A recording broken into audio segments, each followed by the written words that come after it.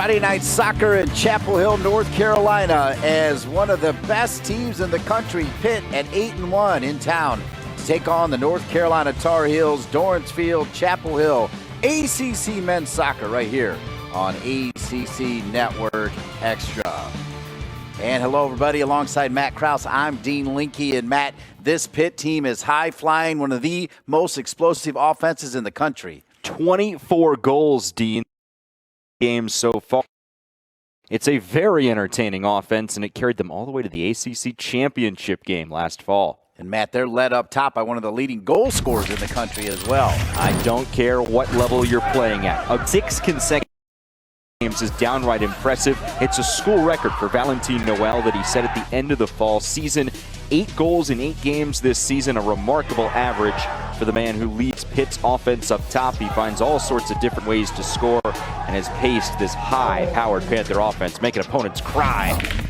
On the flip side for North Carolina, their offense has not been there, but between the pipes, they've been solid. The man keeping Carolina in games is the veteran goalkeeper, Alex Murray. He's able to stick out his leg to deflect shots. He's able to use his 6'2" frame to get up there and avoid opponents getting into the back of the net. He's only conceded a goal, Dean, in 2 regulation halves so far this season.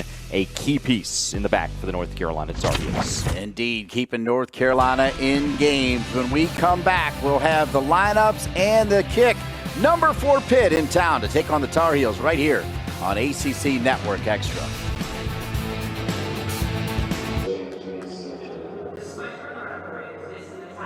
Under the lights of the beautiful Dorrance Field, Chapel Hill, North Carolina, home to the Tar Heels, who today take on Pitt. Let's take a look at the starting lineups. We'll start with our visitors from Pitt. They are indeed explosive. Noel with the 8 goals, but the man right behind him in the midfield, Petkovic, has 5. Like you said, Dean, explosive is the way to describe it.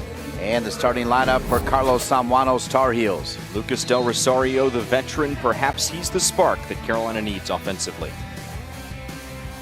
Flat 4-4-2 this time around for Carlos Samuano and the North Carolina Tar Heels as they move up Montes Diaca up top to see if they can get some goals here. That has been an issue for North Carolina. It's not been an issue at all for Pitt as we are ready to go. North Carolina in their dark blues, Pitt in their visiting whites.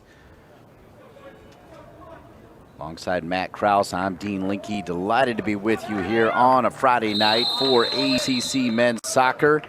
And the Tar Heels with the first kick.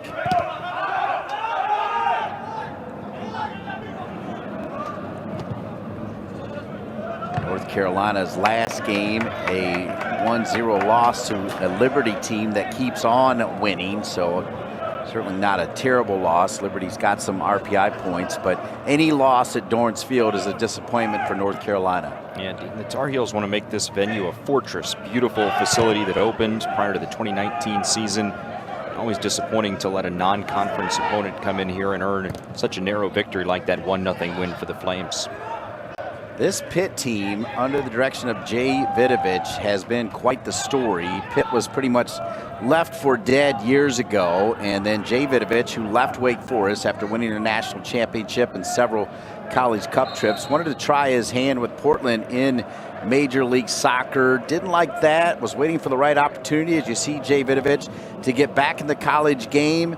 Pitt also hired Randy Waldrum, who had success at Notre Dame winning national championships. So they've got now Randy Waldrum and Jay Vidovich leading their women's and men's team respectively. And Jay Vidovich has Pitt on the brink of something amazing here in his 5th season. A remarkable turnaround of a program, Dean. I think it's fair to say that Pitt was a program that was a doormat in the ACC when they joined the conference, but Jay Vidovich had them off to the best start in school history this year at 7-0, has them at 8-1, got them to the ACC tournament championship game, and this is all 1 year after taking Pitt to the NCAA tournament for the first time since 1965.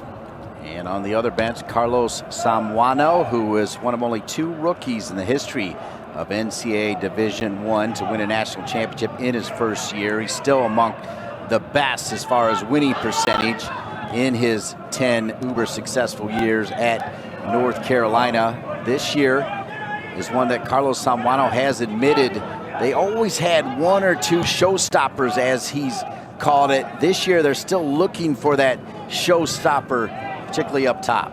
And the Tar Heels have not had the services of Alex Rose, who was a dynamic player last season, 7 goals to lead the way for Carolina. And Montes Diaca, yes, he is back after missing 2019 with injury.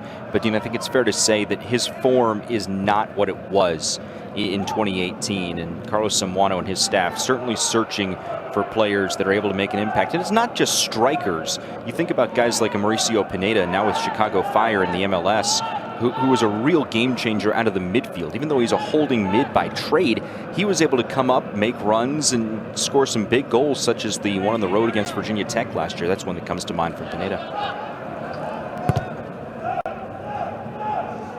Over the top.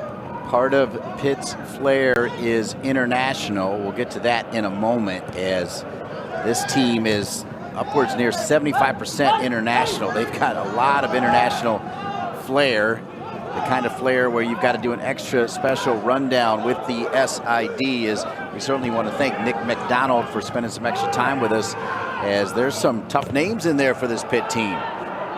Lots of international players, 10 different countries represented outside of the United States, 6 from Europe, 1 player from Africa, Asia, South America, and North America. A couple changes for Carlos Zambrano coming off the last game, as Mark Salas moves back to right back as opposed to right center back, just flips with Riley Thomas, who had a decent run at right back, but this will allow Salas to move forward a little bit more and support Lucas Del Rosario, who also did not start against Liberty, but on the ball right now. Lucas Del Rosario is one of those players at his best form, even for North Carolina FC, the professional team, can take on players 1v1 and be super dynamic. We'll see what he can do. He's on it now. A homegrown player out of nearby Durham. Went to middle school at St. Thomas More, which is a stone's throw away from the UNC Media and Communications Center, where we bring this one to you down the road from the beautiful Dorrance Field. And speaking of beautiful facilities, Matt, you got the lowdown on Pitt, as we'll take a look at this opportunity. Not too shabby what's going on with Pitt. Yeah, Pitt just today unveiled a massive renovation to the Peterson Sports Complex, which is the home facility for Pitt's men's and women's soccer programs, baseball, softball, and the women's lacrosse team that they will launch for this upcoming school year, 2021-2022. And the support facility that sits in between all of those fields was unveiled today. A beautiful facility named for John Peterson, a Pitt alum, former CEO of the Erie Insurance Group, and he and his wife Gertrude donated a lot of money to help make that happen for Pitt. It is beautiful. North Carolina on the tack right down the middle. And that back line is ready, as the Spaniard Nico Campuzano, who's got a 1.31 goals against average, 32 saves, 8-1. So he's given up some goals, but when you're scoring as many as Pitt, it's that give and take that Jay Vidovich seems to be okay with. Yeah, Dean, it's really tough to amass an 8-1 record through your first 9 games of the season and only have 1 clean sheet. You don't see that a lot, but that's the case for Pitt. And that clean sheet actually came in their most recent match, a 1-0 victory over Duquesne, crosstown rival in a non-conference game last Saturday. Montes Diaca, good little cutback, nifty little move, and dangerous opportunity for North Carolina.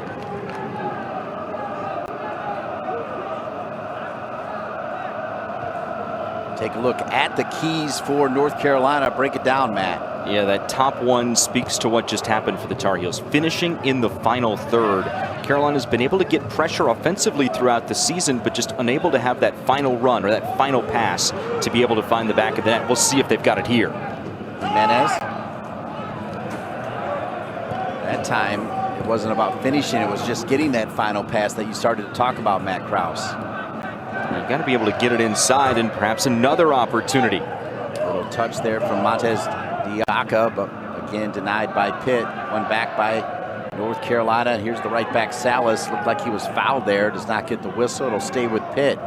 Early on, though, North Carolina has been, in fact, more dangerous than Pitt. Unfortunately, nothing to show for it. Majority of the possession so far in this one definitely belonging to the Tar Heels, but finishing up that keys concept for Carolina. When Pitt is able to mount an attack, the Tar Heels need to play collectively on defense because of how dynamic the Pitt offense is. We talked about Valentin Noel right off the top. He's the man that leads the charge for the Panthers, and perhaps an opportunity here if they can get a cross in. Noel is sitting in front of the 6, hoping to get the cross that Matt just spoke of. North Carolina going the other way. Next opportunity will show you the keys to a Pitt victory, as given to us directly from their head coach, Jay Vidovich. As North Carolina trying to build it out of the back. Garbanyan, attacking player, has really adjusted well to the left back. I felt like late in that Liberty game, Garbanyan was doing a ton to try to get the equalizer for North Carolina. Yeah, he's a left back, Dean, that can really play up and has played some midfield in his career. He actually scored the game winner against the Panthers a couple of seasons ago.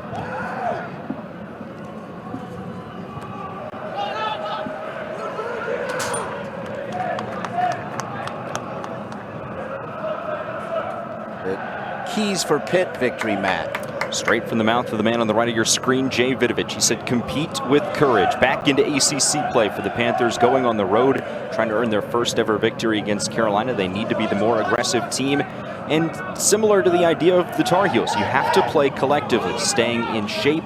Pitt with a couple of new bodies in their starting 11 compared to other points of this season, dealing with a couple of injuries, and staying true to that shape and playing collectively is a key to success both on the offensive and the defensive end for the Panthers tonight, Dean. Jay Vidovich, when I circled back with him on the lineup, part of that courage that he talked about was the fact that actually Pitt does not have a stellar record, to say the least, against the North Carolina Tar Heels. As this one stays in bounds, Pitt will work it out of the back patiently. Next opportunity will show you that series record that we're talking about. Pitt sends it long. You can tell Noel waiting for a touch, and there's the whistle.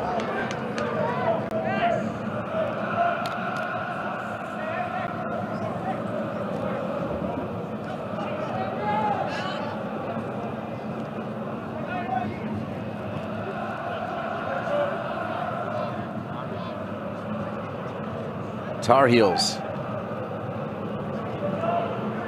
So far, Montez Diaka has looked good playing up top. Normally he sits at the 10 and, you know, is deeper in the midfield, but I like the touches he's had. He even had a shot, wasn't able to get over the ball. That's a good touch by Jimenez into the 18, creating his own space, and there it is! The Tar Heels have scored! 1-0 North Carolina!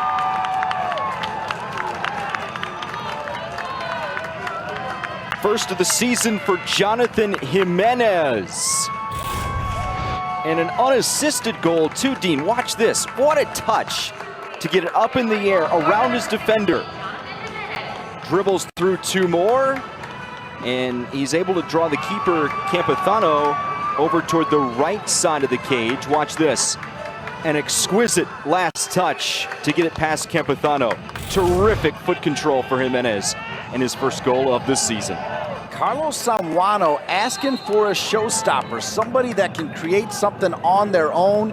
That's exactly what the sophomore from Connecticut just did right there, and North Carolina has scored 1-0. I think a key word there, Dean, is sophomore. Carlos Samuano searching for a showstopper.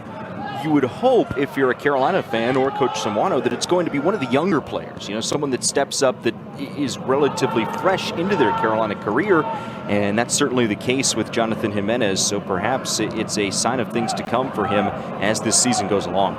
Jimenez with the goal, great shot. Producer Lauren George, director Joe Ferrara. Did you see that extra, just that fist pump right there? That really tells the story for Carlos Samuano. They showed it good couple minutes after he had scored. You know exactly what that means. I mean, they have really struggled putting the ball in the back of the net, and that fist pump right there, it meant something. There's a big old monkey on their back. Well, you look at Carolina's last four matches, a scoreless draw with NC State, Notre Dame, and then nothing lost to Liberty. They did have a 2-0 win against Duke, but still, that's only 2 goals over the course of 4 games, 3 of them in which Carolina's been shut out. Offense has been such a struggle for the Tar Heels this season. It has to be such a relief to see not only the Tar Heels score a goal, but to be able to do so in the first 15 minutes of this game. Carlos Samuano, assisted by Grant Porter, who's directly connected to Jay Vidovich. His brother Carson Porter was a longtime assistant for Wake Forest. The coaching tree for Jay Vidovich, pretty impressive. In fact, Carson Porter was part of the staff when Wake Forest won that national championship in 2007 down the street at WakeMed Soccer Park. So Grant Porter, Carson Porter's brother, and Grant, of course, won a championship as a player and as a coach at North Carolina. Longtime Carlos Samuano aide, 10th season as a Carolina assistant. Coach Samuano in his 10th season as the head coach. Good pressure there from Lucas Del Rosario. It'll go off of number 7. So the decision also for North Carolina tactically, they were playing in a diamond midfield against Liberty. They've gone a flat 4 to try to control this explosive offense, and they've stayed compact, really, really tight. And of course, when it comes back to Smur, you did a fantastic job, as always, Matt, breaking down his ability, whether he's got to get low or high. He's a big-time goalkeeper. A terrific goalkeeper for the Tar Heels. Junior from Greensboro, home state product, 21 saves on the season. And you think back to the fall season when the Tar Heels played Clemson on the road in a highly entertaining 3-3 draw. Smur had several saves down the stretch against an explosive Clemson offense to ensure that Carolina was able to earn the point on the road in Tigertown that night. There is Alec Smur, Greensboro Day School. Again, not too far from Chapel Hill, 45 minutes or so. And a throw in for North Carolina with the 1-0 lead. Jimenez, he was actually dealing through the midfield, and was actually Soren Stoico, the referee, that got in his way a moment ago, as you see wearing the captain's armband right there, number 10, Giovanni Montes Diaca from Dallas. That pipeline for Dallas to North Carolina has been storied over the years. Several products from the Lone Star State, because if you think about it, Dean, there's not a ton of Division I men's soccer programs in the state of Texas. You know, SMU is a longtime power in that region, but still some of the best players from that state, if they want to play at a bona fide power school, may have to make the trip, and Carlos Samuano has utilized that pipeline for recruiting advantage very, very well. Yeah, excellent point, and hats off to the Dallas Major League Soccer team for producing so many great players as well. One of the best academy programs in the country. You mentioned internationally, as you've got a Spaniard in goal, German, Spain, France across the back line, Switzerland and Serbia in the holding mids. Then you've got Serbia and France as your attacking mid and your center forward, part of the international flair for Pittsburgh. Well, like we said, 10 foreign countries represented on the Panther roster. Mort, he has 1 goal. As we mentioned earlier, 24 goals on 26 assists. Pitt is going to need a few, down 1-0 here to the North Carolina Tar Heels. What a relief for North Carolina. I mean, even the coaches were pretty open about the fact that they don't or didn't really have answers, and they were hoping some of these changes were going to work, and I think they've been working. They've got 1 goal, but they've been dangerous a couple other times as well. They had the shot from Montes Diaca before that initial goal from Jimenez. The possession, at least in the early minutes of this game, heavily controlled by the Tar Heels. Now Pitt slowing things down and maintaining a little bit more of that possession as we get deeper into this first half. But when you think about Carolina offensively this season, Dean, this is game number 9 for the Tar Heels. They have scored in a first half in the last 7 games just once before tonight. And that was that Duke match back in November. Adds to the level of excitement for North Carolina getting that goal. Track all the way back. Salas in combination with the youngster Thomas freshman from Atlanta. Again, played right back the last game, and they just decided to flip-flop primarily because Mark Salas is just more comfortable on the outside and can help support the right wing. At the moment, it's Lucas Del Rosario. Pitt taking their time. Ordonez, the sophomore from Spain, 1 goal and 2 assists. This back line is impressive when you think about Jasper Lafelzen, among the nation's leader with 6 assists as the right back. The left back, Crivello from France, has 2 assists. Bryce Washington, the transfer from Rutgers, has 2 goals. And then Ordonez with 1 goal and 2 assists. That's the back line, obviously being effective on set plays, coming up and making a difference. And Washington had the game-winning PK for Pitt last week against Duquesne in a 1-0 victory.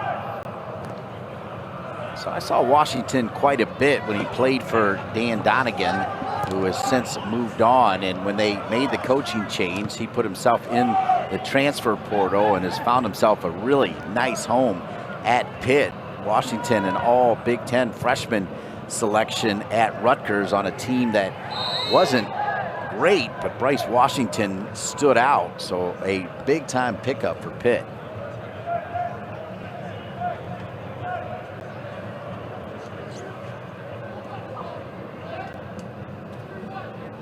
What a difference a week makes for the Tar Heels. As you see, Jay Vidovich looking on, assisted by Mike Bohanik, who played at American, former assistant for Smiling Bob Warming at Penn State, and Rich Costanzo, who is a big-time player for Sasho Sorovsky, who used to come in here when it was called Fetzer Field, and Maryland was in the ACC. Boy, those were some really good games.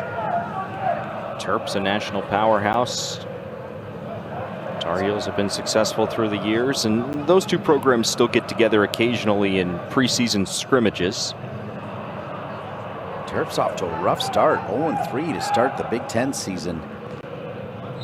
As remember, the Big Ten did not play soccer in the fall. A couple of the leagues elected not to, whereas Carlos Samuano, along with the Maryland coach Sasho Sorovsky, so big on that 21st century model, really making lemonade out of lemons, taking advantage of this horrific situation with COVID to test out that 21st century model. Little touch here, turnover, trying to make it 2-0, but miss hit there at the top of the 18. Good pressure again from North Carolina, and the shot coming from Herrera. Let's take a look at this team. This is Tim Schells. He's a freshman out of Germany that Carlos Samuano is pretty high on, as evidenced by the fact that he's seen significant playing time in his first year in Chapel Hill. And that's a clean takeaway. Able to get it to Herrera, who ultimately can't finish, but a strong defensive effort early on from Schells, one of the young players that has some growth potential on the Tar Heel roster. Yeah, great pickup, Matt, on pointing out that Schells caused that turnover. Schells is another change, as he had played on the left side. He is sitting as a flat 6'8" alongside Pickering, so he's got to do the defensive work, but because of his ability to attack, they'll let him go, and he did it right there, caused the turnover, and was dangerous. And Pickering playing up in the midfield. He's had defensive experience throughout his career, playing on the back line at East Tennessee State. Graduate transfer there for the Tar Heels in the midfield. That leads us to one of the biggest losses that Carlos Samuano admitted. It's been tough. They had 3 players drafted, and one player, Matt Constant, decided that he was going to turn pro, and they really do miss him as attacking down the left side. North Carolina trying to stay with it. Once again, it's the goal scorer, as Carlos Samuano really missing Constant and was more vocal about that this week. Well, number one, he's huge at 6'6", 190, and was a dominant force not only as a center back but on set pieces as well. And he's been the anchor of that back line, specifically in front of Smur, the last couple of seasons for the Tar Heels. Another one of those Dallas, Texas natives coming to Carolina and drafted into Major League Soccer and opting to sign and begin the professional career now, which is a situation that some players are having to navigate with the college soccer season pushed into the spring this year. You know, typically in a normal season, you're done. The College Cup's in mid-December, Super Draft in January, and you head your training camp in February, kick things off as a pro in March. But that's an added layer for some of these teams in this unique season. Well, and that story will set us up for explaining how this season is going to work. Next opportunity, let's see if Pitt can get something going offensively as they build it out of the back. And we'll let Matt Krause walk you through how it's going to work. One of the big decisions on why they played the ACC tournament in the fall was, in fact, because of players like Constant and some of the superstars that they knew were going to get drafted, and they knew they were going to begin to pursue their professional career. So they made the decision to do the ACC tournament in the late fall. And because of that, Matt, with Clemson victorious, and we'll show you that at halftime, you can explain how it's going to work here as they decide the AQ this year with a reduced 36-team NCAA tournament. Yeah, typically the NCAA tournament is 48 teams for men's soccer, and Clemson will go down in the history books, in the record books, as the 2020 ACC men's soccer tournament champions. They'll keep the trophy, but they don't win the automatic bid. So the ACC for the spring season has brought back the Atlantic and Coastal divisional format, and the two divisional champions from the spring season will play one another in a playoff game on April 13th, with the winner facing Clemson on Clemson's home field on April 17th. And the winner of that April 17th match is the automatic bid. However, if Clemson happens to be the Atlantic Division champion, that April 13th match won't be played. The Coastal Division champ will simply play Clemson on the 17th. Phenomenal job breaking that down, Matt. Do appreciate it. As we are halfway through, now we'll make you wear that analyst hat. If you're Jay Vidovich right now, you know you've scored a ton of goals. North Carolina comes out. North Carolina's not lost to Pitt in their series history. What's he writing down right now, Matt Krause? He's probably writing down how to keep possession a little bit longer, Dean. The Panthers have been able to sustain possession in the back, but it's on these deep crosses like this that it's a staple of their offense. We talked about the assists coming from the back line, but Pitt unable to finish in the final third, really unable to get looks in the final third, as evidenced by play there from the Tar Heels, and I believe that was Salas with the takeaway. So making the overlapping run is Del Rosario. Del Rosario always has a cheeky first touch. He'll drop it over. Montez Diaca takes the shot. It'll fall, another shot, and it'll be a corner kick. Corner kick, North Carolina. Tar Heels 8th best in the 12-team ACC in corners per game at 4.8. Great run by Montez Diaca there through the middle of the field, Dean, but took the extra moment to try and center the ball on his foot. Perhaps as soon as he got the ball on the cross, if he had let it go then, that would have been a more opportune situation, but still draws the corner. It's a key set-piece opportunity for the Tar Heels. So Montez Diaca, as Matt just told you, will take the corner. Players coming forward include Joe Pickering. Pretty good target wearing number 4. They go near post away from Pickering. And Montez Diaca will have another opportunity for a corner kick, North Carolina.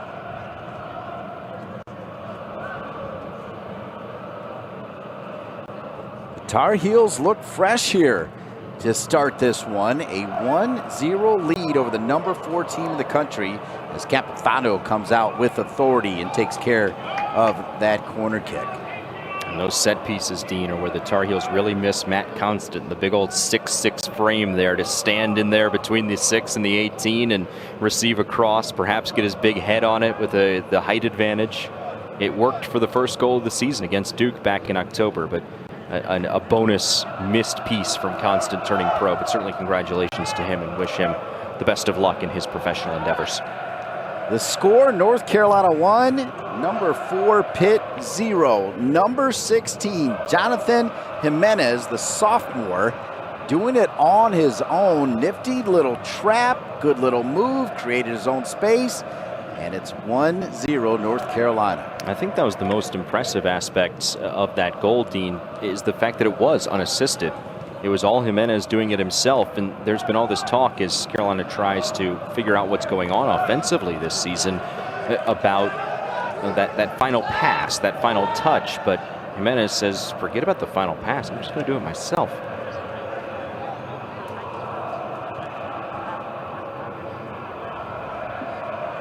Washington.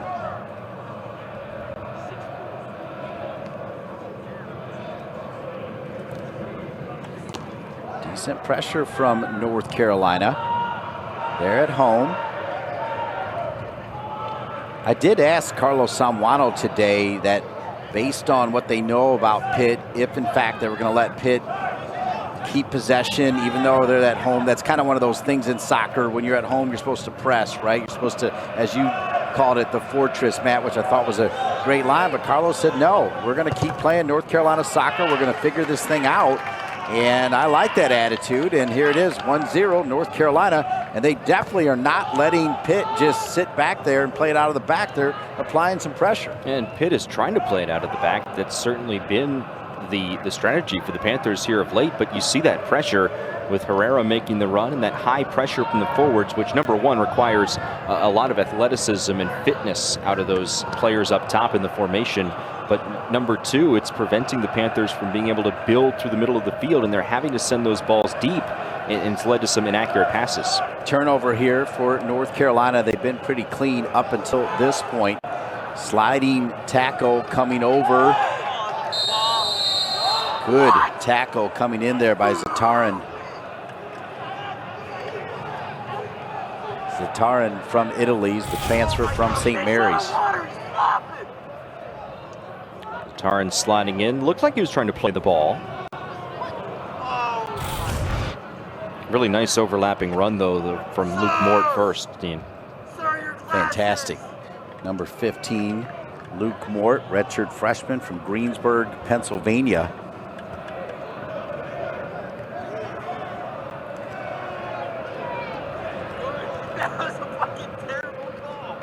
So they actually called the foul right there as opposed to out of bounds. So this is dangerous.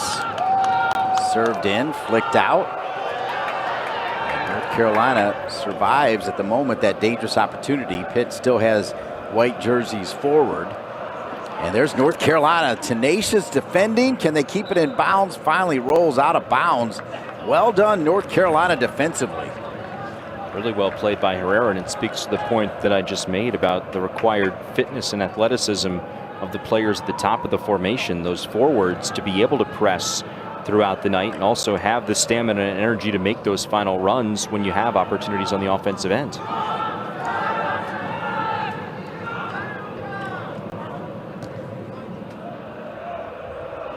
Crivello, sophomore from France. 2 assists to go with the right back Jasper Loffelson. 6 assists, 8 assists coming from the outside backs.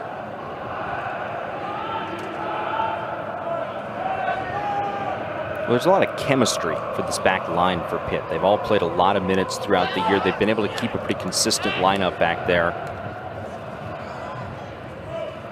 Taken away by North Carolina. 2 names that have been noticeably absent for Pitt is Veljko Petkovic, 5 goals and 3 assists as the 10, wearing the 19 jersey, and then Valentin Noel, 8 goals and 2 assists, including 6 in a row. Dean Linke with Matt Krause. We have not said those 2 names too often. Well, Dean, I think it's because, like we've talked about, Carolina is pressing up top, and as Pitt tries to build out of the back, they're unable to get the ball into the midfield and build the offense in that way as Carolina brings in the old hockey line change here. But Pitt's having to go over the top with their passes and unable to connect with Petkovic or Noel up top. This line change is something new for North Carolina. Of course, it's not new for the North Carolina women's team, but for the men's team, they have not been afraid to go 20 deep. I asked Carlos about that today, and it's a matter of finding a little magic and also the fact that he's got 20 players that are all pretty good, just not at that showstopper, to repeat that word again, that showstopper level as they search for the next showstopper coming in. Well, it's such a unique spring because you're still playing for a potential ACC automatic bid, an ACC championship, and the ability to play into the NCAA tournament and for a national championship. But the spring in college soccer is all about development. So you can't lose the year of development as you build toward another national championship to be handed out this December. So it's trying to balance the ability to compete right now with the ability to develop for the future, which, as Carlos Samuano said, he's really trying to do to try and find that showstopper, Dean. Bawa into the game, bringing that energy, and that's what you want. If you're going to get a shift in the first half, You want to be a pest, you want to buzz around, and that's exactly what Ernest Bawa, the freshman from Illinois. Bawa, one of those youngsters, the first in his family to attend college. It's always a special moment. Salas gets back.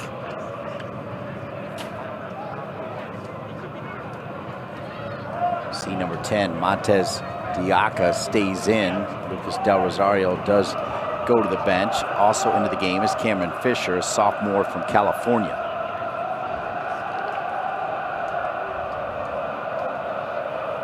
We saw Garbanian give thumbs up to Riley Thomas, starting this game at the right center back.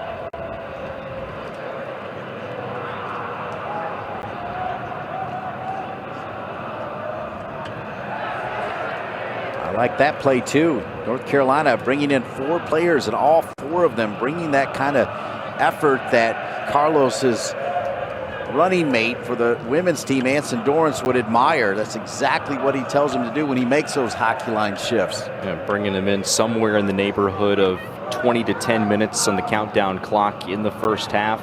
Provide that burst of energy to allow the starters to get fresh, because if you're familiar with the pro or the international soccer game, you see that the player, once they're subbed out, they can't re-enter, but the substitution rules in college soccer, if you're subbed out in the first half, you can come back in that second half. So it's a strategic maneuver for college coaches. Continuing to fly around is Bawa. It'll be a throw in for Pitt. Jasper Loffelson, who's got those 6 assists, as Jay Vidovich will go to the bench, and he will bring in Bertrand Jacquesson. So another international from France coming into the game for Pitt.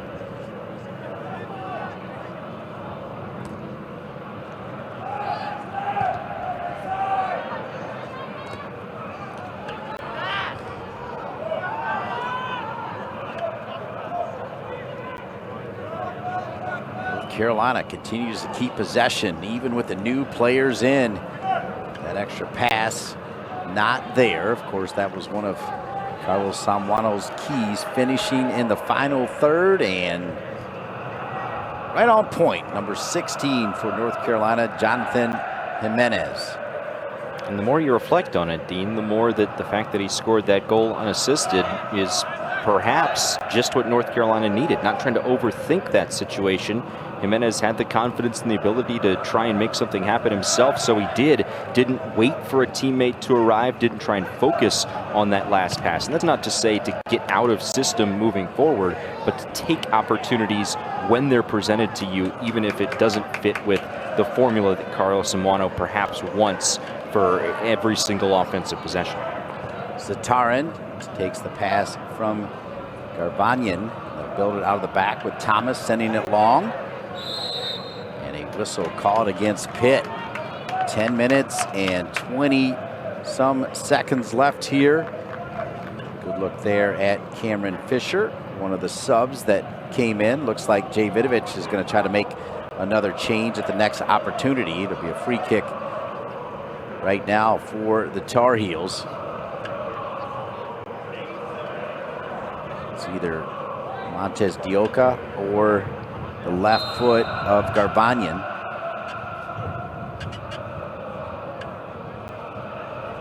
Montez Diaca into the 18. Fisher.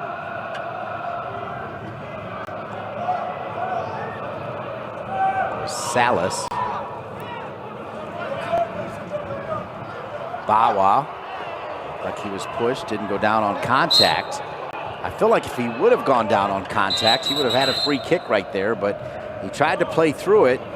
Some of those little tendencies of the game as now Pitt brings in another big player, as Luis Lara, the freshman from Mexico City, Mexico, will come into the game. Only the 5th appearance of the season for Lara. He's played only 40 minutes in a Panther uniform, Dean, but another one of those international players.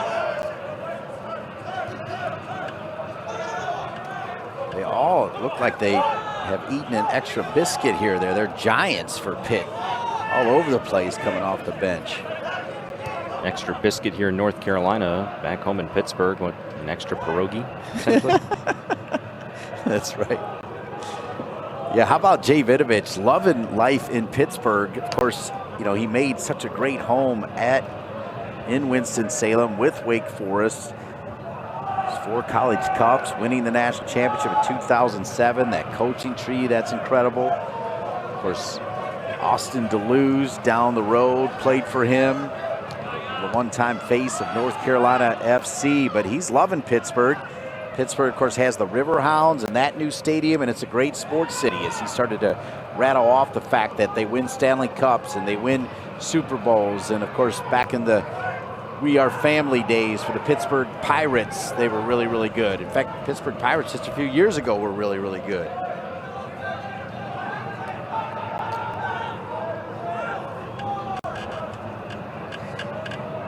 He's bringing that championship quality now to the college program for Pittsburgh, which is really, really great for ACC men's soccer and women's soccer with Randy Waldrum leading the women's team.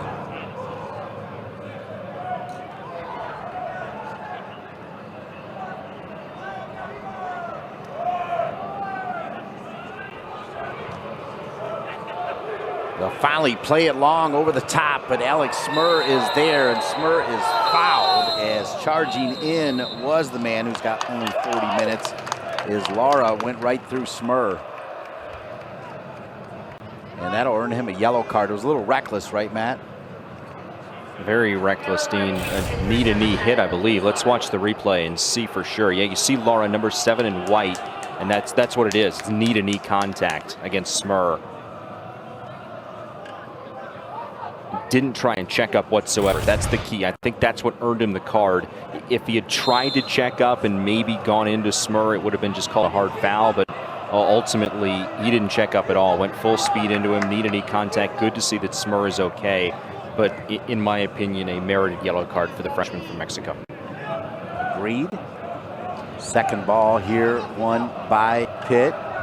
Making a long run, trying to find Laura. Laura, good pace, but better pace from Zatarin. I like this play too. Used to drive me nuts when players would just send it out of bounds. He at least gave North Carolina a chance to keep possession.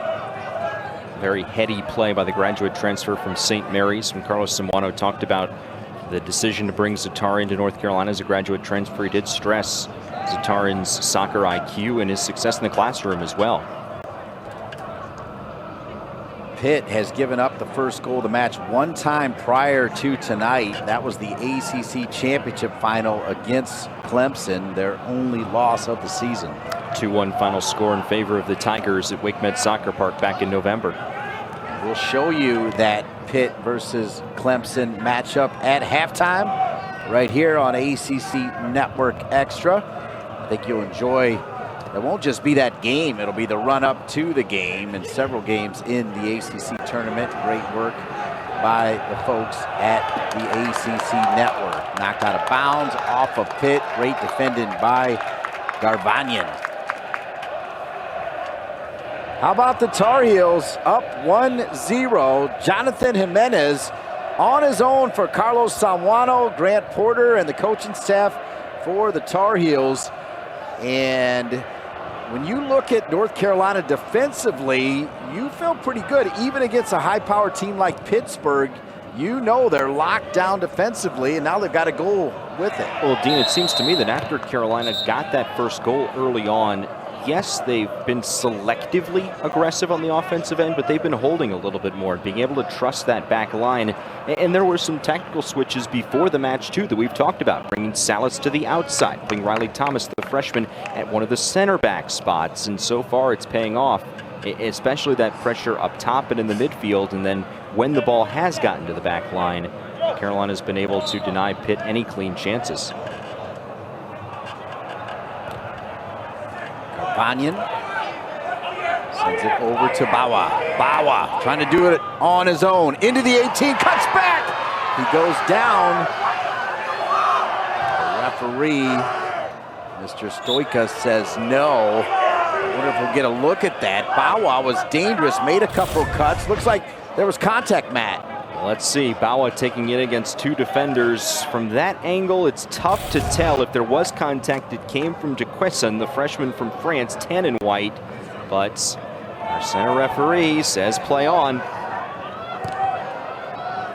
Easy for Smurf. 4 minutes and 20 seconds until halftime.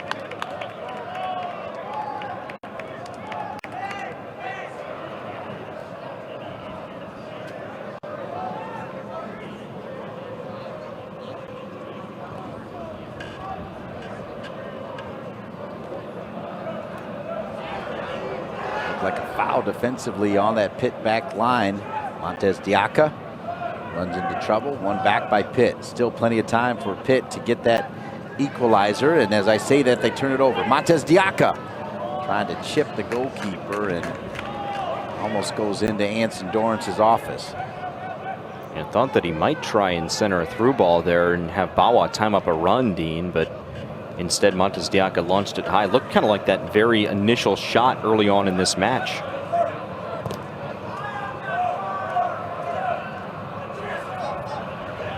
The defending now, they'll get whistled there for the foul, but I have been impressed with every layer of defense for North Carolina. And I've said it a couple of times throughout this first half, but that starts up top with the pressure from the forwards.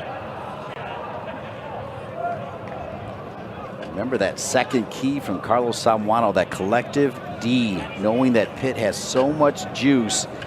You're right, it starts with the forwards. Because like we've said throughout this first half, Pitt has really struggled to get the ball up ahead to Petkovic and to Noel, and with the sub Lara coming on as well, he had that one good opportunity, but it wound up being a yellow card because of the aggression, and that was perhaps a little bit of desperation.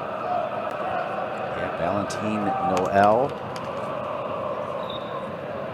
out of the game as Lara came on. Throw in for Pitt. 2 minutes, 20 seconds left. For North Carolina, any goal, any way is welcomed, and they got one. I'd love to head into the locker room with the scoreline right where it is, 1-0 on top. 2 minutes remaining here in the first half. Friday night, under the lights, ACC men's soccer, the #4 team in the country, Pitt, and the always dangerous North Carolina Tar Heels, particularly if they can find the back of the net.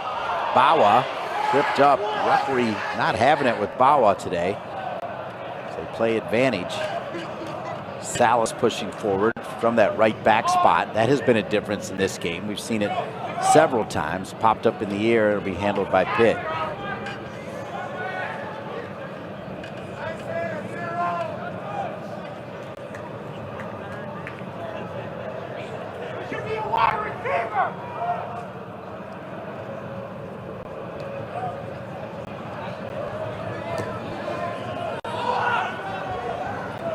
Pushing forward, right back with those 6 assists, graduate student from Germany, Jasper Loffelsen. Good look at Garbanyan, solid soccer player. Loffelsen, he'll square it. 45 seconds left. I like this tactically. You've only got 40 seconds left. You see the 2, 4, and 4 dropping back a little bit. No harm, no foul if Pitt wants to play with it back beyond midfield. And they're bringing up some of those guys off the back line, trying to put together a push here in the waning seconds of this opening half. But here's the counter for North Carolina. Garbanyan, this ball's important right here. If they could somehow win that second ball, they can't. Pitt's got it, and Pitt still has time here. See the series history been dominated by North Carolina. That was part of that be courageous motto from Jay Vidovich to change that narrative. But as the final seconds count down, Smur outside of the 18, the clearance is there. Jonathan Jimenez with the goal, and it's North Carolina 1, Pittsburgh 0. An enormous goal for the confidence of this North Carolina offense in the opening 12 minutes of the match. And the collective defense for the Tar Heels perhaps even more important against a highly potent Pitt offensive attack. A strong first 45 for North Carolina, Dean. At halftime, we'll take a look back at the ACC tournament run won by Clemson over this Pitt team. We'll show you the highlights and so much more. How about North Carolina? A 1-0 lead over Pitt.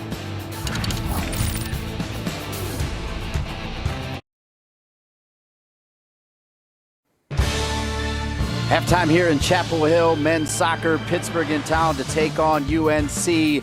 Pittsburgh made it to the ACC tournament final, eventually won by Clemson. Let's take a look back at that championship game. Dinks it over the top to Strickler, and they get a finish finally. Beautiful combination play, and Smith gets ahead. He'll take a shot low, and it trickles in. Smith, the goal scorer, trying to get a shot one-on-one, and he slots it home again. Clemson pressing, smelling some blood for the hat trick. He's gonna walk it in. Plays it across, and it's gonna fall for Smith. Instead of taking four, he lays it up for Brighton. Unselfish from the hat trick scorer, hooks up. It's McFadden here going low, runs through everybody, and sends Notre Dame to the semifinals. Aiden McFadden, game winner. Looking to make the cross in. It's still loose in front, and across the line, and it's awarded. Oh. Spoke too soon, and he got him. Happy Kaseu, second of the match, chips the keeper Pannenberg, and Prince Amponsa, the freshman, made a massive freshman mistake. Back to Noel. Slotting it through. Jackson Walty onside and inside the corner. Near post and a goal. Too easy. Pitt goes in front 2-0. Petkovic driving, deflected. 3-0 Pitt. Panthers headed to their first ACC final. Barber charging forward. Newland steps well, might fall to Smith. It does, but Shuttler's out. Not enough. Gunnarsson able to turn. Shot deflection. It's in. He did it again. He equalized last year in the final. He equalized again in the semi tonight. Stutter step. Goal. Tigers back on top 2-1. Problem here on that distribution. Gives it right back to Clemson. And Steve scores for the Tigers. Right now it is Noel and Pitt on the attack. They time it. Brighton looking for Barber. 6 assists on the season for Barber. Looking for 7. He's got it. And so does Brighton. The captain comes through for Clemson. The Clemson Tigers win the ACC championship, avenging last year's loss in the final. So Clemson with that win earns a chance to get the automatic qualification into the tournament. We'll have more at the half. UNC and Pittsburgh on ACC Network Extra. The only thing better than a hot dog and a cold drink at Dorrance Field is a goal for the North Carolina Tar Heels. They are desperate for one. They get one. And at the half, it's North Carolina 1, number 4, Pitt 0. Welcome back to the UNC Media and Communications Center. He's Matt Krause. I'm Dean Linke. Desperate for a goal, to say the least. North Carolina delivers the goods. Well, Dean, like we said, the Tar Heels had scored in the first half just once in their last 7 games, looking for some way to spark this offense, something that had been stuck in the mud recently, and they're able to get it from a young player at that in sophomore Jonathan Jimenez. You got to figure Pitt's going to bring the kitchen sink, though, in the second half. It's a Pitt offense that has scored 24 goals over their 9 games so far this season. They are not just going to roll over and hold for the final 45. But the only team that has scored so far is North Carolina. Let's go to work, Matt Krause, and show you this brilliant goal. Well, Dean, this begins with a great cross deep from Riley Thomas. He moved from the outside back spot to the center back spot, and he's able to serve it to Jimenez, and Jimenez simply does the rest. First, he's got a one-on-one matchup with a veteran outside back. Then he draws 3 defenders, and it's that adjustment there. You see the keeper in Campazano, he's working toward that far post, but he adjusts just too late. Tremendous vision from Jimenez. It all started, though, with that brilliant touch off the long pass from Thomas. Just a wonderful touch as you take a look at the first half stats. And Thomas and his backline mates have done a terrific job defensively as well. You know how I know that? You look at the number in the shot column for Pitt. 0. A tremendous offense in the Panthers this season. They average 11 shots a game, Dean. None in the first 45. Big old 0, but 1 for North Carolina. The Tar Heels off the goal from Jimenez lead Pitt by a score of 1-0. North Carolina trying to hand Pitt only their second loss of the season. Pitt comes in at 8-1, but through 45, it's North Carolina 1, Pitt 0. ACC Men's Soccer on ACC Network Extra. Dorrance Field, Chapel Hill, with the Tar Heels leading the number 4 team in the country, Pitt, by a score of 1-0. Part of the difference this year for North Carolina is they lost a key player in Matt Constant to the pros. A 6'6" center back, Dean. We talked about it in the first half. He was the anchor of the back line, but he was also a key piece on set pieces, and that's an absence that certainly felt headed into this spring season. But the Tar Heels able to insert a young player in his absence in Riley Thomas, and it was Thomas who executed that very deep cross accurately to Jonathan Jimenez to set up that goal. And you see Mark Salas opting to play out his Carolina career here in the spring, as is Giovanni Montes de Oca. But a bright future on the horizon for both of those young men, and Constant as well. Both of them selected by FC Dallas, so they'll have a chance after their college days to perhaps play professionally in Major League Soccer in essentially their home state as well. And both North Texas natives. What a thrill to be able to do that. Mark Salas, one of the changes that we talked about, moving back to right back after sliding into right center back, part of the solving the problem of losing Constant. He looked really good, I thought, in the first 45 for Carlos Zambrano. I agree, Dean. Both holding back and able to push up on that outside flank with some overlapping runs against the midfield. Second half underway. North Carolina in their dark blues and leading 1-0. Pitt in their visiting whites.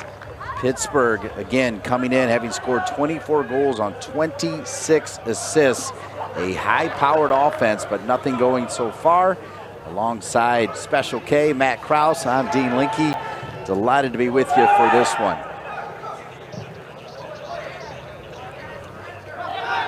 You mentioned at halftime, Matt, and I liked your answer about Pitt bringing the kitchen sink. North Carolina's got to be ready for that. Yeah, the Tar Heels have to be ready. They have to continue to focus on that key that we talked about right off the top, and that is defend collectively. Defending collectively means starting with the forwards out top, then the 4 in the midfield, the 4 in the back line, and ultimately Alex Smurr, who's had a relatively calm night between the pipes. He's been busy at points this season, but not tonight. Pitt without a shot. Yeah, those zeros, excellent by you to point out, because it's one thing to hold them to 0 on the scoreboard, but 0 shots from this Pitt team. Incredible defense, collective D, one of the keys, Matt, that you broke down. Well, like we said, they average 11 shots a game, top half in the ACC in that department. They've been extremely efficient offensively throughout this season, 24 goals on 99 shots, but still to deny Pitt even a single shot, it speaks to that collective defense concept. I like the approach early doors here of the second half for North Carolina as they try to be dangerous. One more touch there goes wanting, and Pitt wins it. Lucas Del Rosario back in, started the game, then went to the bench as Carlos Zambrano made that shift change. Felt like the subs gave good runs, solid shifts for North Carolina. That's exactly the desired results when you're Carlos Zambrano bringing in what I referred to as the hockey line change, where you bring in so many multiple bodies at the same time. It was big to get that goal. Of course, our outstanding producer, Lauren George, had not seen a goal as a producer of North Carolina games, so early doors there for North Carolina. They give our producer a goal as well. Only the 3rd goal of the season at home for the Tar Heels. They scored 2 against Duke back in November, Other than that, they scored 2 against Duke on the road, 3 against Clemson on the road. For as beautiful as Dorrance Field is, Carlos Somoano's team just unable to find the back of the net on South Road in Chapel Hill. Different story today, though. 1-0 and looking for more. The home team, the Tar Heels. They go over Del Rosario. Salas. What a ball to Del Rosario. Good idea. Del Rosario has to come to that to try to get a touch. I really like the run from Salas on the right back spot. And that's what we've talked about throughout this broadcast, Dean, is Salas's ability by moving from the center back last game against Liberty to the outside back spot tonight. He's able to be more aggressive and push up on the outside on the overlapping run. And in that circumstance, the aggression earns North Carolina their 3rd corner of this match tonight. Even with 41 minutes, you need to take your time here, up 1-0 against this big-time offense for Pitt. Sent in. Garvanian keeps it alive for North Carolina. Again, the Tar Heels in the dark uniforms, and a little bit of miscommunication, a rare mistake that time. As you saw Zatarin knock it out of bounds, it'll come back to Pitt.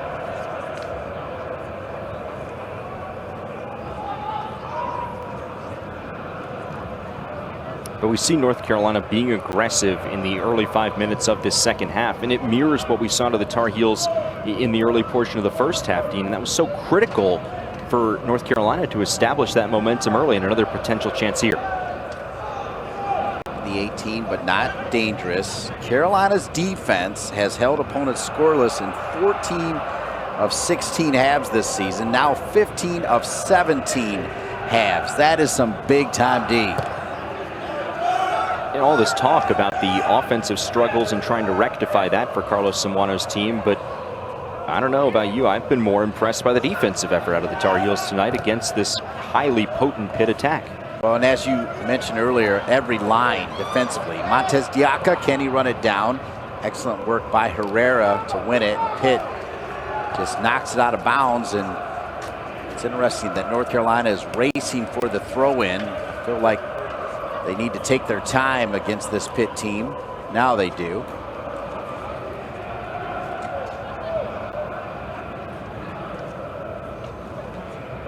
Still have barely said Valentin Noel, number 2 in the country with 8 goals and 2 assists, the sophomore from France. Barely said his name in that first half, and he was finally subbed out. Goals in 6 consecutive games to close out the fall portion of the season. That consecutive goal streak, a Pitt program record, and it was snapped last week in a 1-0 win against Duquesne, in which Bryce Washington had the lone goal for the Panthers. But you're absolutely right, Dean, a very quiet night for Noel, and it's all because Pitt has really struggled getting the ball to the top of that formation. Brilliant move by Pitt to keep possession as they tuck it inside, now get it wide. Pitt with Dexter, and did it go off? No, they'll say corner kick for Pitt as it goes off of Thomas.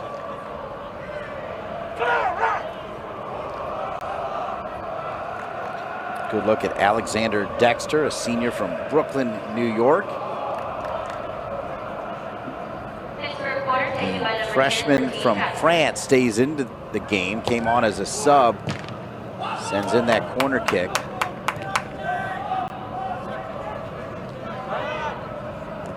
All the way back to Loffelzend.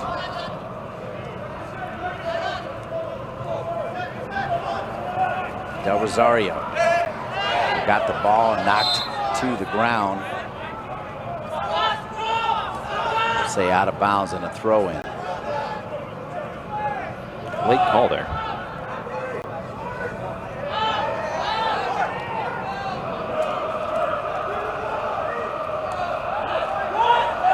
You're just joining us. The goal scored by North Carolina in the first half, number 16, Jonathan Jimenez. And that's where we stand. 1-0, North Carolina on top of Pitt, with the rock between the pipes and Alex Smurr wearing the number 1. First team goalkeeper for the Tar Heels. But a quiet night for him tonight, thanks to the defensive efforts of the 10 men in front of him.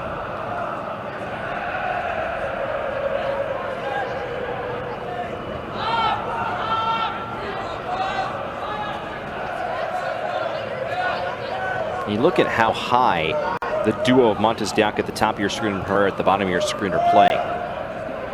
Trying to make it tough. And Pickering, the midfielder, number 4 in blue, coming up to challenge as well. There's Shells with Pickering, and Shells should get credit right there as he knocked the Pitt player away from the ball, and then Pickering cleans it up. North Carolina on the attack, down near the end line, a sitter, and in! Montes Diaca, 2-0 Tar Heels.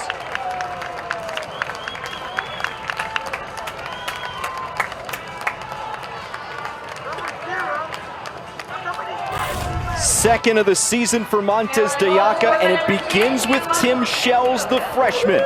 Back to Jimenez along the flank. Patient, gets the well-timed cross. Beautiful run from Montes Diaca, and then Campuzano can't handle it at the end. 1, 2, 3, Shells, Jimenez, Montes Diaca, and the Tar Heels have doubled the lead. Dean, they did it again early in a half, able to put one in the back of the net. And as my mom would say, Matt Krause, bless your heart for going all the way back to Shells, because without his play, that doesn't happen. And yes, this North Carolina team, we've talked about it all throughout this broadcast, that they're looking for X factors all over the field and trying to get young guys to develop. But as Pitt, with a potential answer here, defended well by Carolina, you think about the play of some of the young guys doing the little things, whether it was Riley Thomas's cross to set up the first goal or Shell's takeaway right there. It's young guys that are making an impact for the Tar Heels tonight. 2-0 North Carolina. Goal in the first half, Jimenez, and then Jimenez with a helper to Montes Diaca. 2-0 North Carolina. Montes Diaca wearing the captain's armband, probably could have had one in the first half. He goes ahead and adds one to his account in the second half. And then how about Jimenez? Came into the night, Dean, without a point, and now he's recorded 2 of them.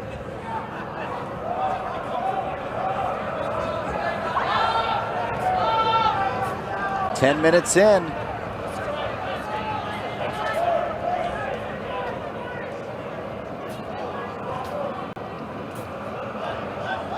The second half, it's 2-0 North Carolina. And the pressure continues for the Tar Heels. And Dean, I think that's a testament to just how highly Carlos Samuano thinks of this Pitt offensive attack. We'll finish the thought in a moment, see if they can get across in here. Send one across, but cleared out of there. It was Shells again defensively next to Pickering. That's been great. I really like that adjustment with Shells and Pickering. We talked a lot about Salas and Thomas flipping, but Shells coming inside to support Pickering as really he just eliminated the Pitt player, and then it was Pickering that popped it over to Jimenez. But without Shells doing that, there is no Pickering pass. Yeah, Pickering, who's been a defender through his career like we talked about in the first half, he's come up to the midfield line and made an impact there at the center mid spot for the Tar Heels.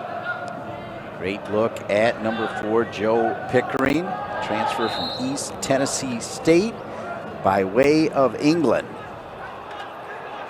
But wrapping up that thought from a moment ago about Carlos Samuano and dealing with the Pitt offense, you know, a lot of times you'll see a team go up 2-0 and then defensively they will sit back for the remaining 35 minutes of this match. But Carolina staying aggressive against Pitt, trying to keep the pressure on, and that means that Carlos Samuano believes a 2-goal lead against a team like this one is not safe. Right, once again, Joe Ferrara, our director, getting the right cut. That face said it all for Jay Vidovich. Kind of explains the situation. High octane team Pitt comes in here. They've never beaten North Carolina. Had to feel like it was going to change tonight, but right now it's been all Tar Heels. All the numbers coming in certainly favored Pitt, and you know, we've missed a lot of things in this bizarre 2020-2021 athletic year, but one of the things I've missed most is facial expressions on folks involved with games hidden behind a mask, but Coach Vidovich's mask popping off, and we got to see exactly what was on his mind. Jimenez, fair play. He knew that he committed the foul, went over to check on the player. Good sportsmanship from Jimenez, who, without question, acquiring points for man of the match here, for sure. Yeah, like we said, Dean came into the night pointless. Now he has 3 of them after a goal and an assist. What an evening for the sophomore from Connecticut. I will say I'm also going to give a vote to the North Carolina coaching staff. The adjustments they made this week after that loss to Kelly Finley and Liberty, they have worked, and it's been impressive as they know that they don't have that showstopper that we've talked about, but they've figured it out. It was definitely a showstopper touch from Jimenez to bring it down, play it into space, and finish. And then a really brilliant assist again from Jimenez. And a little more freedom with him up top with Montez Diaca. All of the changes subtle, but working. You think about a loss to a team like Liberty, and it's not to take anything away from the Flames. Like you said, they're a very talented team, Dean, but sometimes you need that wake-up call moment. It never came together for the Tar Heels down the stretch in 2019, despite a draw against Campbell on the road, a loss to Appalachian State on this field late in the season. They never had that bounce-back, get-right moment in the next game, but perhaps that Liberty game, the wake-up call for this year's Carolina team. Certainly feels like it right now. Plenty of time, though, for Pitt, but they are missing that magic at the moment. They try to find one of their magic men, Noel, and Noel comes back, and that's just a straight frustration foul. You can see the frustration on Noel's face right there. Really good call to point out Thomas as another one of those freshmen doing the work, sliding back into right center back, and he's been outstanding as well. North Carolina keeping the pressure going on Pitt. Jimenez is flat out feeling it at the moment. In basketball, it'd be a heat check, right? He's absolutely feeling it. 26'3". Steph Curry range. Some changes here is coming into the game. Alder Sanchez, a freshman from Vancouver, Washington, Baker Webb Academy. Talk about a guy who earned a little break. He will be back in for sure. He has been outstanding for North Carolina. A well-deserved rest for number 16 for the Tar Heels. Sanchez makes his 6th appearance as a Tar Heel off the bench.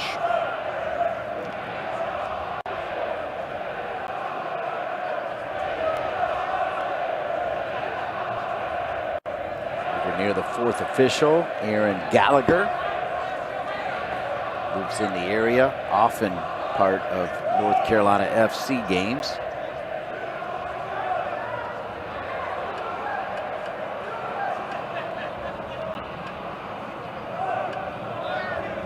Pitt doing a better job working their way up the field, and as I say that, nobody home. A little shield right there. That's great defending by North Carolina. Heads up play by the graduate transfer from St. Mary's, Filippo Zatarin, and another reason why here we are, Dean, over 15 minutes into the second half. There is still a 0 in the shot column for Pitt. Zatarin probably doesn't get enough credit for the work he does. Jay Vidovich won a national championship at Wake Forest. His numbers are impressive. 5th year at Pitt, where they're 36, 42, and 6. 4 College Cup, 15 NCAA appearances, 21 All-Americans, 5 ACC Players of the Year, and 38 pros have played for Jay Vidovich. Well, if there was anyone that would be able to turn around the Pitt men's soccer program from one of the ACC's struggling groups into a contender for a conference championship and a team that could make a berth in the ACC tournament title game, it would be Jay Vidovich. A triumphant return to the college game. Last season, he got Pitt into the NCAA tournament for the first time since 1965, and not only that, they won a match in that event. They defeated Patriot League champion Lehigh before bowing out to the Georgetown Hoyas in the second round. You know what, Matt, that I found interesting in our conversation with him yesterday was he actually thought that success was going to come sooner. That's the kind of confidence he has. He's clearly a wizard But you compare it to, for instance, NC State. They'd been struggling. They brought in George Kiefer, who ran off a ton of NCAA trips with USF. First 3 years for NC State, he gets the Wolfpack in to the NCAA tournament. That's probably what Jay Vidovich wanted. But now, not only did they get in, did they get that win, they're the number 4 team in the country. And earlier this season, they rose all the way to number 1, becoming just the 3rd program at Pitt to ever hold a number 1 ranking, joining football and men's basketball. But you're right, Dean. The quote from Jay Vidovich, he said perhaps there was a little bit of naivete, but he thought that success was going to come a little bit quicker in his tenure at Pitt, but he realized it was a little bit of a bigger rebuild than he thought, but stuck with his process, and it's really paying dividends as he gets toward half a decade in his tenure in the Steel City. One little add-on to that point is that even though they didn't make the NCAA tournament in those first 3 years, they had some big-time results, some big-time goal scorers. They had a few red cards mixed in there as well, but they certainly played exciting soccer, so you could feel it coming. And you talk about Jay Vidovich's success at Pitt, George Kiefer's success at NC State. What that does is it puts the old guard of the ACC, for lack of a better phrase, teams like a Carolina that are used to consistent success, teams like a Duke as Smurr handles his first chance of the night, but teams like that have been in the past able to look past some opponents and know that they can show up and be the better team on a given night. It's forcing the ACC to get better top to bottom, 1 through 12, and it's making what's perhaps the best men's soccer conference in the country even better.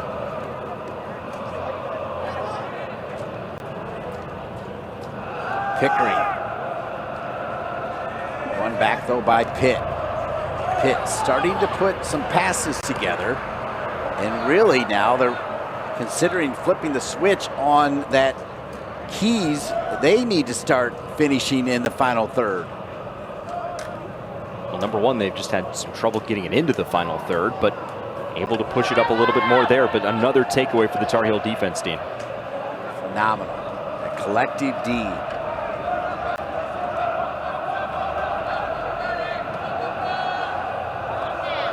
I know we've said it throughout the night, but so impressed by a pair of freshmen, Thomas and Shells, in their respective defensive roles tonight. Good ball over the top into the corner. Montez Diaca scored the second goal for the Tar Heels. This is trouble here. One touch. Lucas Del Rosario, I thought maybe for a moment Pickering, who's really more of a center back, would just go ahead and say, I'm going to slam one from 35 here. Clearly he didn't like the opening, so he gave it to this man, Lucas Del Rosario, who's back on it. Weren't you ready for a big old crank from Mr. Pickering? Oh, I was. I thought he was going to do it. Sent back across, and I think it went out of bounds. It'll be a corner kick. Corner kick, Tar Heels. Already the 5th in the match for North Carolina. That exceeds their season average, and we still have just about 25 minutes to play.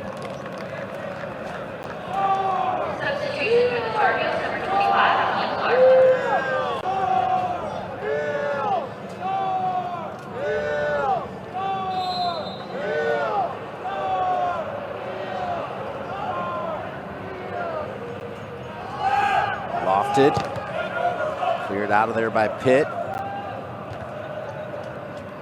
The head is Salas. A lot of these second balls being won by North Carolina. This time, Montez Diaca with a little push and whistled for it.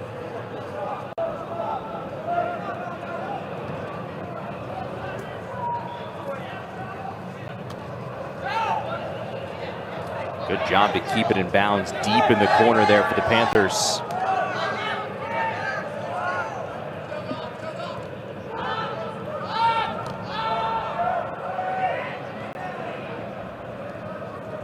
Washington, transfer from Rutgers. Good little move. Cross. No white jersey there. It'll stay in bounds for the Tar Heels. They'll send it up the left side into space, and the transition is on for North Carolina. Making a run down the middle. The flag should be down to try to make it 3-0 and taken down. That's got to be a penalty kick. A brilliant touch, could be a red as well. Final, no, just be a yellow. What a touch, though, from number 25, Akeem Clark. Well, this begins all the way back with Garvanyan. And then that's Sanchez, the substitute off the bench, patiently waiting. A terrific through ball. Clark stays on side. The flag stays down. And that's a card if I've ever seen one, Dean. Well, and protected only by the fact that his defender was behind him. Otherwise, it would have been red for sure. But a yellow, good call actually by Soren Stojka. A yellow and a penalty kick. And to make it 3-0, here come the Tar Heels from the spot. Stepping into it, Montez Diaka's got a brace, and it's 3-0. North Carolina on top of Pitt.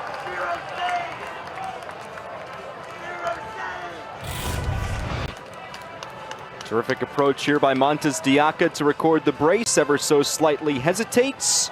Draws Campazano toward that far post. Deflects it to the near. And Dean, yet again, it's a play at the complete opposite end of the field that kickstarts a quick attack for the Tar Heels and ends with the ball in the back of the net.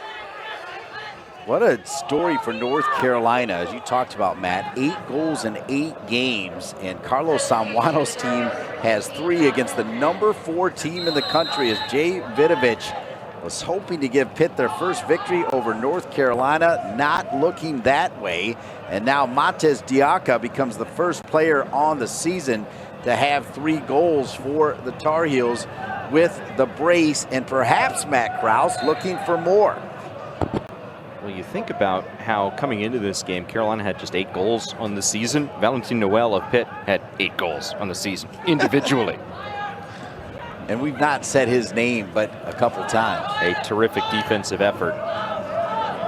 It makes me think, and I feel like Jay alluded to it both yesterday and today, that there was one little injury. So again, purely speculation.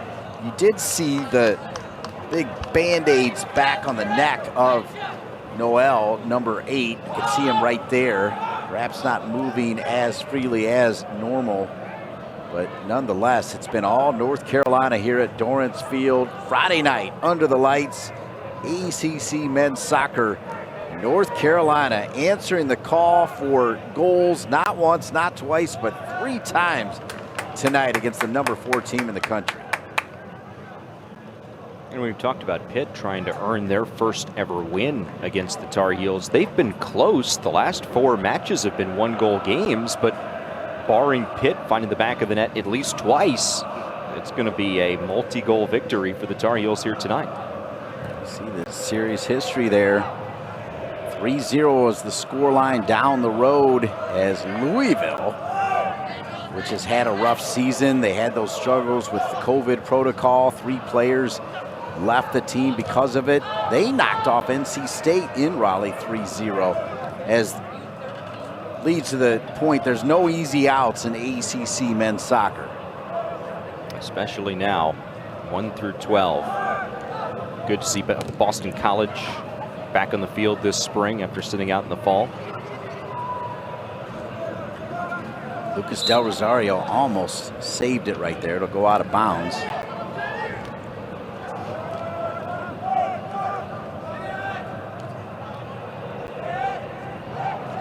Lucas Del Rosario and Jeremy Kelly, who is now having success with the Colorado Rapids as an outside back, where he eventually ended up for the Tar Heels. They both went to St. Thomas More in Chapel Hill, and they both, that's middle school, they're both so good that they didn't play for their middle school team because they were already at the highest level of the academy program as 7th and 8th graders. Yeah, you hear a lot about it in the high school game, players just playing club and not playing at the varsity level for their schools, but all the way down to the middle school range.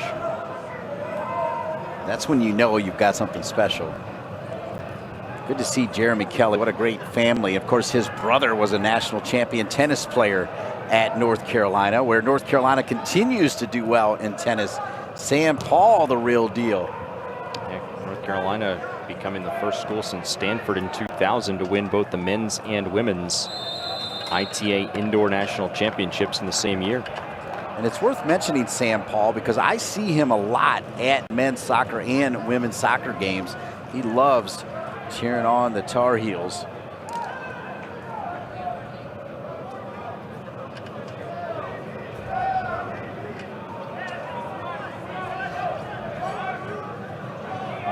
Pitt has a chance to get white jerseys forward.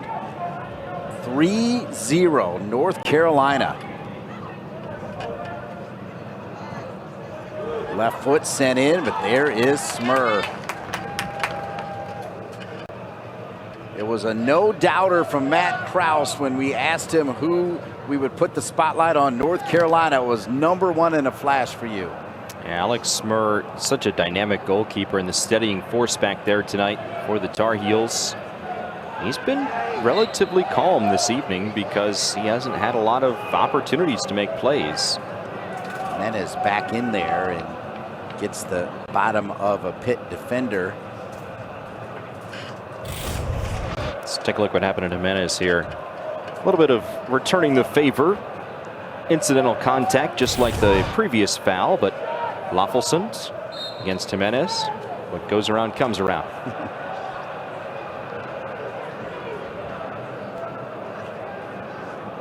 I like what Carlos Samuano and Grant Porter and the North Carolina coaching staff is doing, though, by getting Jimenez back in there. It's one of those feeling it games, as we mentioned earlier. They're up 3-0. They could have easily let him sit a little bit more, but he's in great form, so why not get out there? They have more rest because of the way this season is set up, so let him get another run.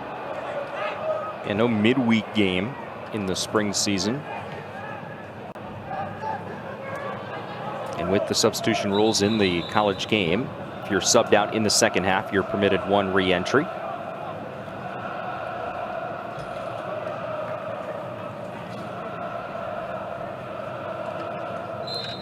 Lara back in for Noel. And note that Lara is playing with a yellow card that he picked up in the first half. A hard foul against Alex Smurr. Also in, Brandon Claggett, freshman from Atlanta, the Atlanta United Academy, much like Riley Thomas of the Tar Heels. Both coming out of that Atlanta United Academy system. There's Claggett.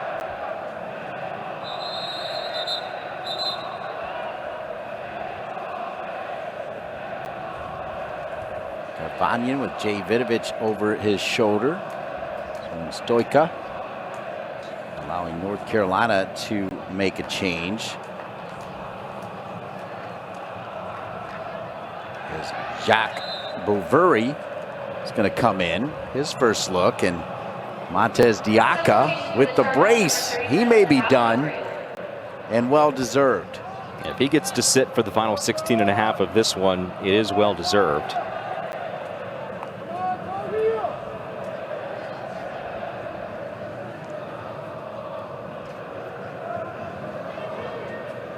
What a night for him. First brace of the season for a Tar Heel.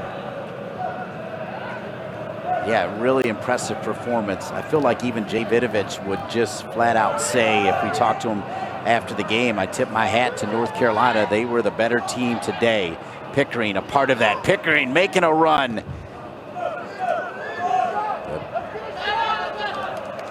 Former center back now playing as the holding mid. And that combination with Shells has been good. The combination with Salas next to Thomas has been good. And then up top, Montez Diaka sitting up top has been impressive for North Carolina, mainly between him and Jimenez, but even Herrera has done okay in his limited time. The subs have been great for North Carolina. Solid performance for the Tar Heels. Del Rosario will leave it for Garbanyan. Good ball in and over the top off of North Carolina. What a night defensively in the midfield for that man, Tim Shells, the freshman from Germany. Really impressed in the first couple of games this season. Carlos Samuano said he perhaps took a little bit of a step back. That growth pattern stunted a little bit down the stretch in the fall. But he's made some terrific plays throughout the night, and another defensive takeaway for the Tar Heels. That was Jimenez. Jimenez doing it. Both sides of the ball. Dancing with it. Set across. Del Rosario was there at the 6. So was Clark. Got to remember, Clark should get half a point, right? He led to that penalty kick. What a great ball, though. You called it perfectly. Aldair Sanchez, perfectly weighted ball, and the time of that run from Clark probably should have given him more credit as well, because the timing was good and we knew he was onside, Matt. We absolutely did. And we've said throughout the night, Shells, Thomas, freshman. Sanchez and Clark, also freshmen. That process of looking and searching and figuring out who are those X factors, who are those game changers. Moments like this have to help in that process, you would think, Dean.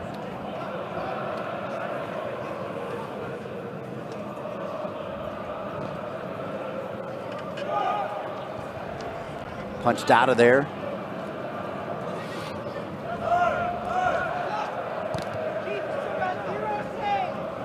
Pitt 8-1, their only loss. We brought you at halftime against Clemson in the ACC tournament final game. Can they find one against this brick wall defense of the Tar Heels? That was not the storyline that we thought was going to come in. A lot of the pundits and experts were saying perhaps the opposite. 3-0 Pitt potentially, just based on looking at the numbers. Not today, not in North Carolina's house, not at Dorrance Field. 3-0 North Carolina. And you don't want to overreact to one game if you're a Pitt fan. But remember how we explained that the ACC is going to hand out its automatic bid to the tournament this spring. It's going to go to the Coastal and Atlantic champions are going to play a play-in game, essentially, for the right to face Clemson in the championship. This is a Coastal Division match, North Carolina against Pittsburgh. And with that shrunken field in the NCAA tournament, the thing that is not shrinking is automatic bids. If you win a smaller conference, you are still in the NCAA tournament. So where that hurts are the deeper teams in the power leagues like the ACC. So Pitt can't afford to take on too much water on the proverbial ship here in the spring and try and, sit back and lean on what they did in the fall. That sense of urgency has got to be there, because ultimately coming up one goal short in the ACC tournament championship game is what eliminates the security blanket. That is straight facts from Matt Krause. Normally 8, 9. There are times when they talk about 10 teams getting into the NCAA tournament. This year they're saying 4, lucky to get 5. So you are right on point there, Matt.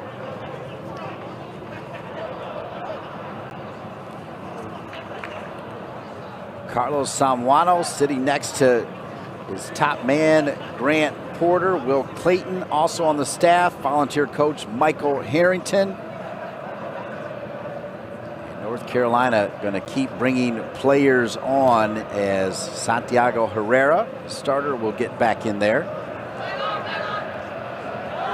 To me, that says the foot on the gas for North Carolina. If Herrera gets back in there. Over 11 minutes remaining. Go ahead, Matt. I think it's the inverse of what we just talked about, because with less at-large bids to be handed out in the ACC this year, if you aren't going to win the automatic bid, I think style points are going to have to matter.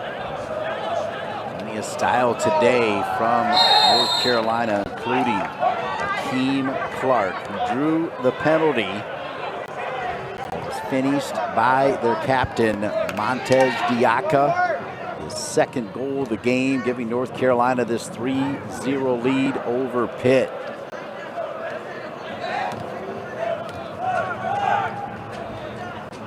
Alex Smur now 10 minutes and change. I almost jinxed him as he runs over for his 15th career shutout. And 6th of the season.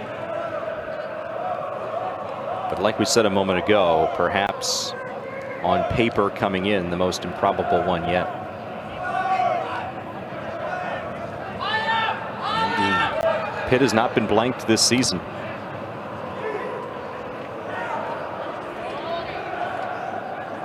They really have not solved this North Carolina puzzle, though, at all.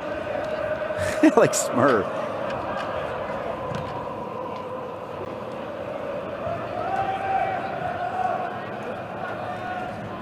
He really does have the kind of poise you want in your goalkeeper. He just never appears to get rattled no matter the situation. Never too high, never too low. He'll leave the emotion to the forwards and the gritty defenders. Del Rosario trying to find Clark.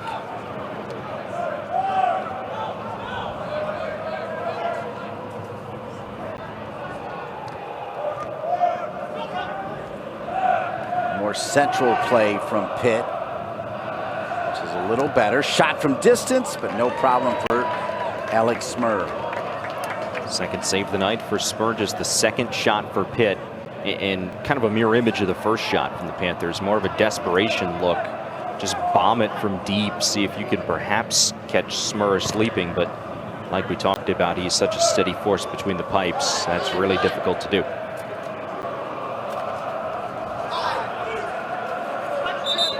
Lucas Del Rosario, a little longer shift for him as Montez Diaka's coming back in for North Carolina. Akeem Clark, good run. Montez Diaka looking for more. That smile says it all for the Tar Heels. They needed a game like this for sure.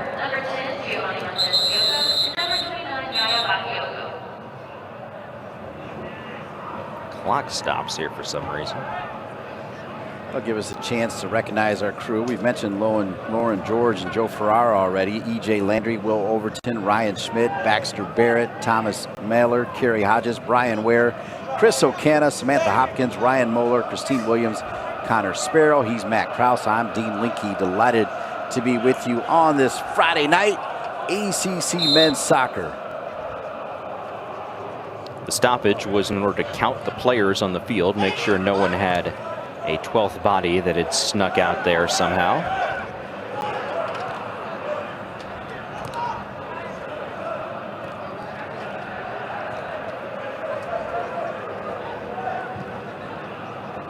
Lucas Del Rosario comes over to get a piece of it.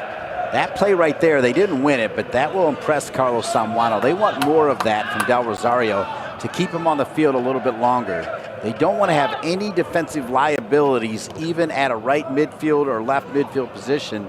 And Lucas Del Rosario showing that spirit of defense that the coaching staff has been talking to him about and delivering it there. And safety first would be a corner kick Pitt.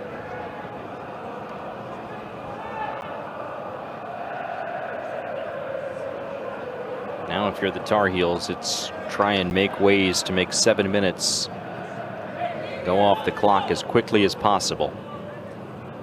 Just the second corner of the night for the Panthers.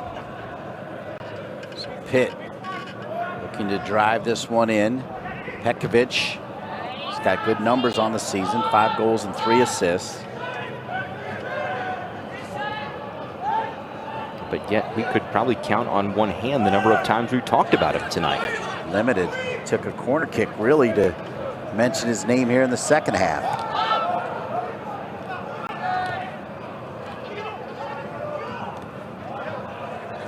Walty over to Crivello.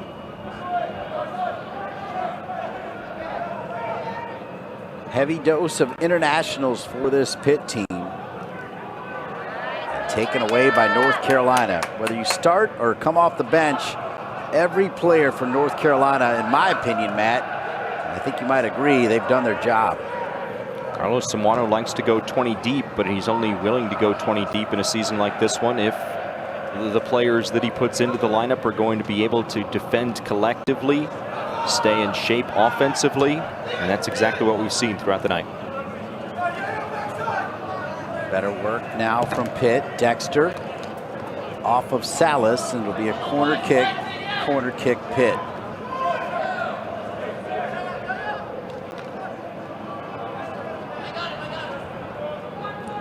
Crivello will hustle over for the third corner kick. Alex Smurr will direct traffic. Herrera's in front of him, so is Shells. Smurr takes a look, driven in. Smurr wants to keep that clean sheet. Second ball bounces out of the 18, and clearance at 5 minutes. That's a good play from the Tar Heels.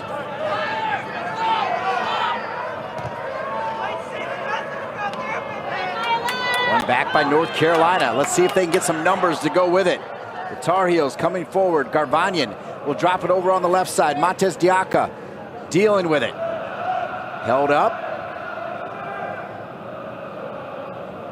Tar Heels tried to take a look there in the transition game when they didn't have the numbers. Instead, it turned into use some time. Quick stoppage of the clock there, as earning the corner kick for the Tar Heels was Yaya Bakayoko, who started against Liberty, seen limited minutes here tonight against Pitt, but gets a run here late. It was Yaya's first career start against the Flames.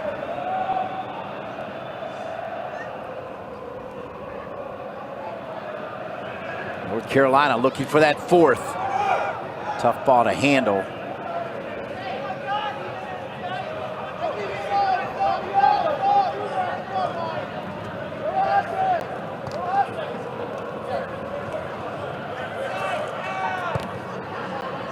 North Carolina will remain at home as Virginia, George Galnavach and the Cavaliers will be in town on March 13th.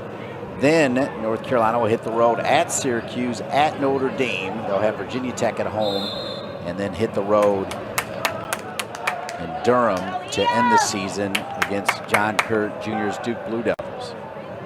And as for the Pitt Panthers, they'll host Boston College next Saturday night, 7 o'clock start in that one. Pitt a 2-0 winner on the road in Chestnut Hill in the fall of 2019. Their first win over Boston College since 2003. Now they'll try and make it 2 in a row against the Eagles, who, like we said a little bit earlier, good to see them back playing for the spring season. BC, the only ACC team that opted out in fall competition. Herrera continues to work. Pickering once again there. Pickering. Good weighted ball, Montez Diaca, little touch. I feel like the better choice was to go ahead and just first time it, even if he sails it into the moon, just let it rip. Got to try if you want the hat trick, right? Time management though.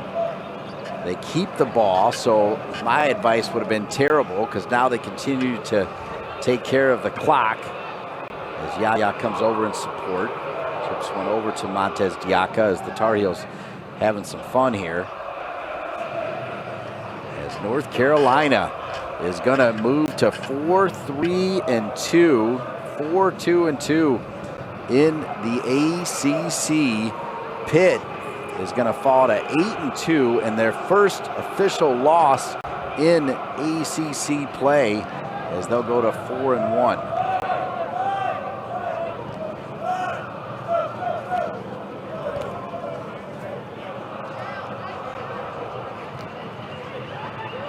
Really, you think about, yes, it was industrious, but the collective defense, when you think about the keys for Carlos Samuano, and also a shout out to Grant Porter, who gave us some extra time as well, the fine assistant coach who was a great player, won a national championship as a player, always forthcoming and talking about his team. Carlos, great conversation with him today. Everything they wanted to accomplish and then some, they got done. They wanted to fix the offense. They did that early in both halves with quick goals within the first 12 minutes of both halves.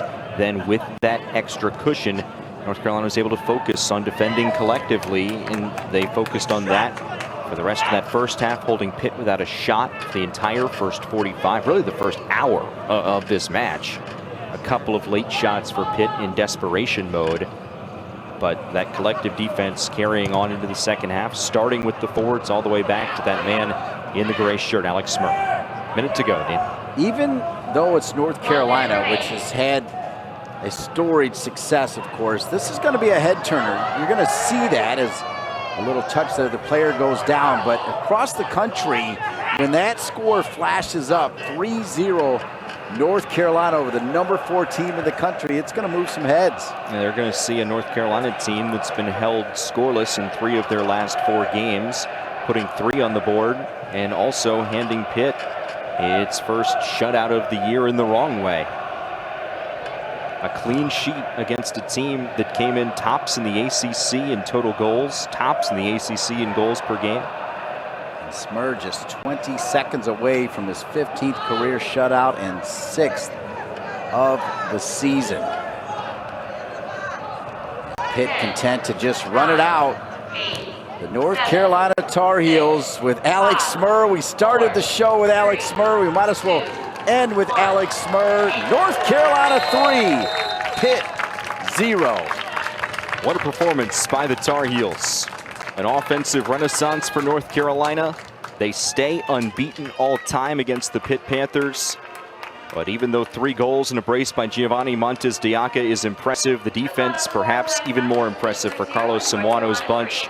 Like you said, Dean, this is a head turner, and we'll have to see where these programs go from here, because this is a potential momentum boost for the Tar Heels. And now the questions around Pitt: is this just a blip, or is this the sign of a trend for Jay Vidovich's team? But if anyone can get that Panther program righted before Boston College next week, it's that man. So we'll see.